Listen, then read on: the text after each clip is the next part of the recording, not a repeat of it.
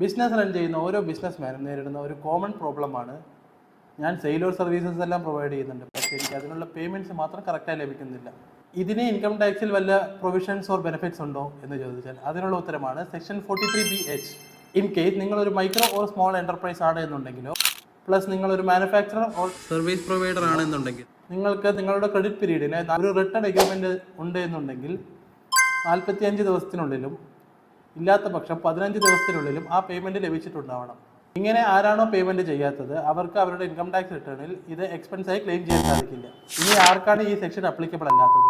നിങ്ങളൊരു ട്രേഡർ ആണ് എന്നുണ്ടെങ്കിലോ നിങ്ങളൊരു മീഡിയം എൻ്റർപ്രൈസ് ആണ് എന്നുണ്ടെങ്കിലോ, അതായത് മൈക്രോ സ്മോൾ ആൻഡ് മീഡിയം എൻ്റർപ്രൈസിൽ ഓരോ കാറ്റഗറിക്കും ഓരോ investment and turnover criteria ഉണ്ട്, which you can see from the image attached. നിങ്ങൾ പ്രിസംപ്റ്റീവ് ടാക്സേഷൻ ഓപ്റ്റ് ചെയ്തവരാണ് എന്നുണ്ടെങ്കിലോ, അതായത് ടേൺ ഓവറിൻ്റെ ഒരു നിശ്ചിത ശതമാനം ഇൻകമായി ഓഫർ ചെയ്യുന്നവരാണ് എന്നുണ്ടെങ്കിൽ ഈ സെക്ഷൻ അപ്ലിക്കബിൾ അല്ല. സോ നിങ്ങൾക്ക് എന്തൊക്കെ ഔട്ട്സ്റ്റാൻഡിംഗ് പേയ്മെൻറ്റ് ഉണ്ടെന്ന് നോക്കൂ. നിങ്ങൾ മറക്കാതെ തന്നെ ഉദ്യം പോർട്ടലിൽ രജിസ്റ്റർ ചെയ്യൂ. കൂടാതെ നിങ്ങൾ രജിസ്റ്റർ ചെയ്യുന്ന ഓരോ ഇൻവോയ്സിലും ഈ ഉദ്യം രജിസ്ട്രേഷൻ നമ്പർ മറക്കാതെ മെൻഷൻ ചെയ്യൂ. ഇതുപോലുള്ള റെഗുലർ അപ്ഡേറ്റ്സിന് stay tune with investment consultants.